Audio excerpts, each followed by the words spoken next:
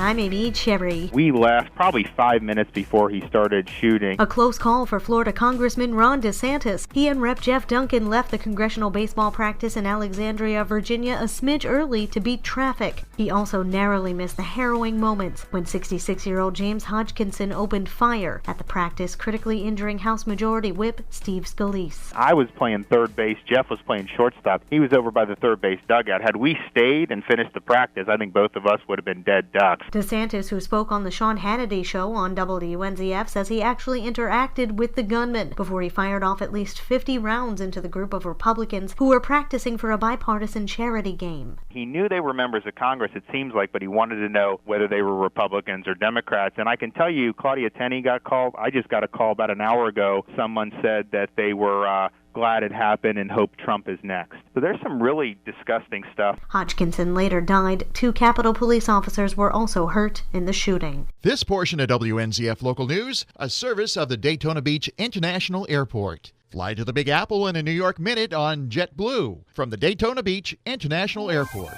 A Georgia man will spend a decade in prison in connection with a fatal wreck in Flagler County. Mary Rose Hamilton reports. Jody Allen Hyde, 28, had originally pleaded not guilty in the drunk driving deaths of Elizabeth Jean Alley, 45, and Vada Stafford Delk, 72, on County Road 304 on the night of October 20th, 2014, but his blood alcohol level was over the legal limit in Florida. He never reacted to Palm Coast resident Eileen Wazinson's Hyundai as it was stopped on State Road 100, getting ready to make a turn onto County Road 305. Hyde is a resident of Georgia and Gainesville. He escaped injuries, and in April he pleaded guilty to 3 charges, the 2 DUI manslaughter charges and 1 DUI property damage charge, in exchange for the remaining charges being dropped. On May 31st, Circuit Judge Dennis Craig sentenced Hyde to a sentence of 10 years in prison. With good behavior, he may be released from prison after he served 80% of his sentence, so he may be released in 2025 when he's 36. For Flagler's Morning News, I'm Mary Rose Hamilton.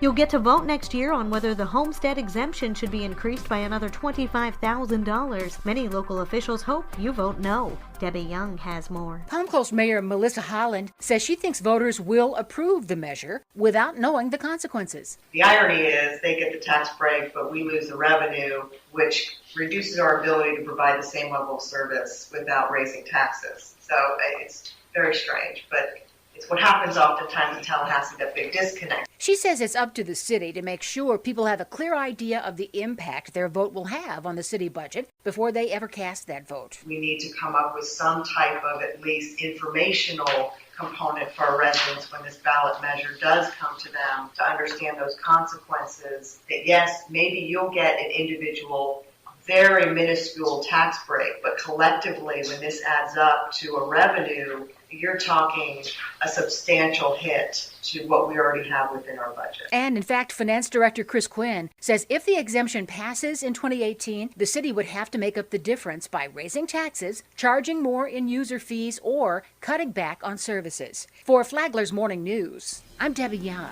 Palm Coast wants you to celebrate Independence Day with them. They're hosting a big picnic on July 3rd at Central Park in Town Center. The party starts at 5 p.m. with fun and games and a cookout with food trucks and vendors on hand. There's music, face painting for the kids, cornhole, and of course the night will end with fireworks. The celebration is free. Coolers and pop-up tents are allowed. Fireworks will light up the sky at 9 p.m. And now you're up to date on Flagler's Morning News. I'm Amy Cherry.